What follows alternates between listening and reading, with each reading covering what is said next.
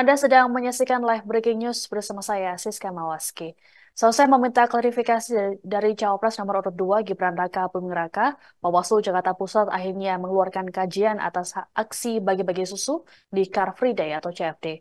Berdasarkan kajiannya, Bawaslu Jakarta Pusat menyatakan bahwa aktivitas Gibran bersama sejumlah kader Partai Amanat Nasional atau PAN pada 3 Desember lalu sebagai pelanggaran hukum.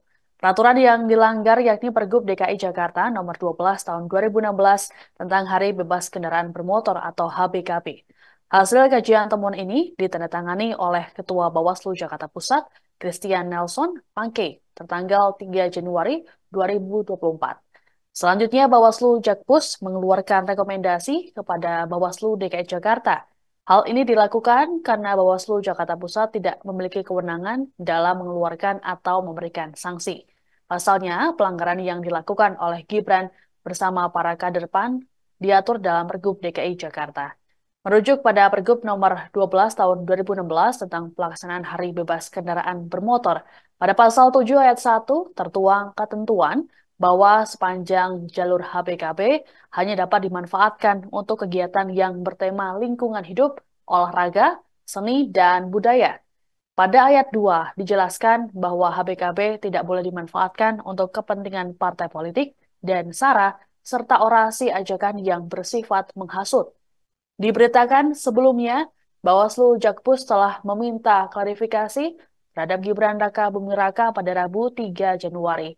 Dalam klarifikasinya, Gibran turut didampingi oleh sejumlah pengurus TKN Prabowo Gibran. Selesai klarifikasi, Gibran menekankan bahwa dirinya tak melakukan kampanye ataupun kegiatan politik saat Car Free Day.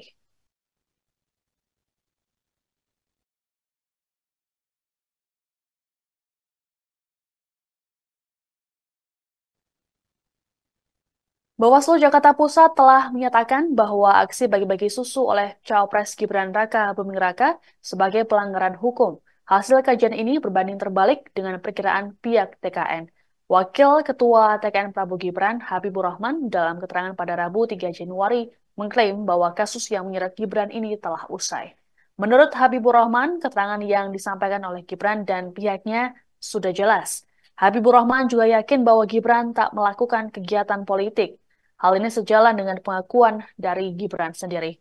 Namun kini Bawaslu Jakpus justru menyatakan bahwa aksi bagi-bagi susu tersebut sebagai pelanggaran hukum. Selanjutnya, Bawaslu Jakpus akan mengeluarkan rekomendasi pada Bawaslu DKI Jakarta Pusat untuk memberi sanksi. Gibran dianggap melanggar Pergub nomor 12 tahun 2016 tentang pelaksanaan Hari Bebas Kendaraan Bermotor. Sebelumnya, Gibran telah memberikan klarifikasinya ke Bawaslu Jakarta Pusat.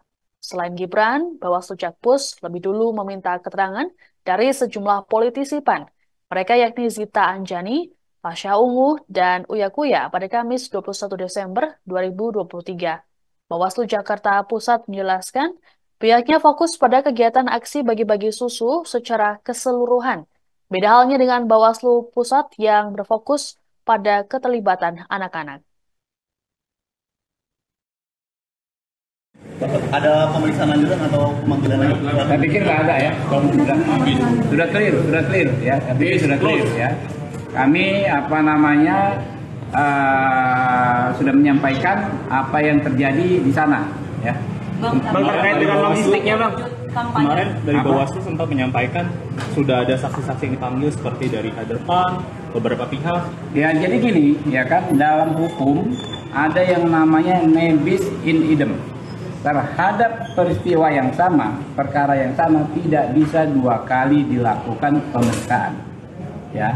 Jadi apa yang disampaikan teman-teman dari PAN, ada Mbak Zita, ada Pak Eko, itu kan dalam perkara yang disatukan dari nomor 1 dan 02. Kalau perkara 1 dan 2 laporan itu sudah disampaikan keterangan, dan akhirnya Bawaslu RI membuat putusan ya, perkara tersebut tidak ditindaklanjuti karena tidak memenuhi unsur-unsur pelanggaran tindak pidana pemilu, undang-undang pemilu.